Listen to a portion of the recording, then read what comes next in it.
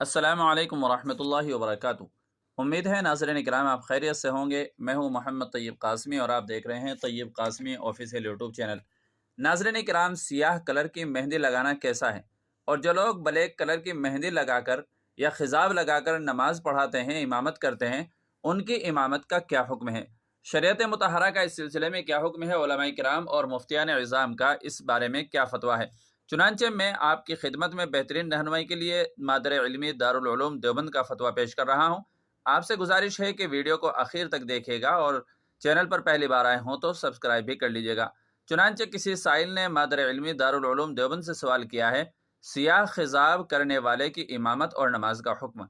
जनाब, मैं 50 साल का हूँ, मेरे बाल सफ़ेद और सियाह रंग हैं, मैं उनको परतों वाली मेहंदी लगाता हूँ। मसला यह है कि कुछ मस्जिदों के इमाम अपने सफ़ेद बालों को सियाह रंगते हैं, तो क्या मेरी और उन तमाम लोगों की नमाज उनकी इमामत में हो जाएगी?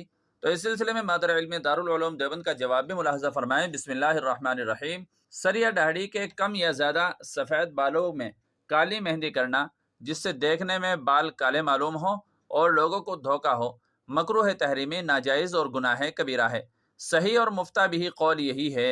बस जो इमाम सियाह खिजाब करता है उसकी इमामत भी मकरूह होगी, और अगर कोई मुक्तदी सियाह खिजाब करेगा तो उसकी नमाज भी मकरूह होगी।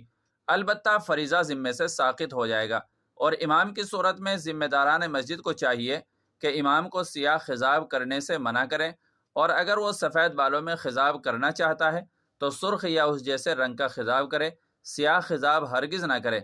और अब आम तौर पर मेहंदी परतों वाली नहीं होती, यानी मेहंदी धोने के बाद सिर्फ रंग रह जाता है, मेहंदी की कोई परत बाकी नहीं रहती।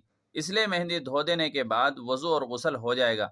और अगर कोई मेहंदी ऐसी हो कि धोने के बाद भी उसकी परत बाकी रहती हो और उसकी वजह से बालों तक पानी न पहुंचता हो, तो इस सूरत में वज़ू और गुस्ल सही नहीं होगा, और जब वज़ू और गुस्ल सही नहीं होगा तो नमाज भी नहीं होगी।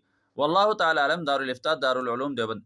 नाज़रीन इकराम, उम्मीद है कि मसला अच्छी तरह वाज़ेह हो गया होगा। वीडियो अच्छी लगी तो लाइक और शेयर ज़रूर कर दीजिएगा, और अगर आप पूरा फतवा पढ़ना चाहते हैं तो डिस्क्रिप्शन में लिंक दिया गया है, आप वहां जाकर के देख सकते हैं। अस्सलामु अलैकुम वरहमतुल्लाहि वबरकातुहू।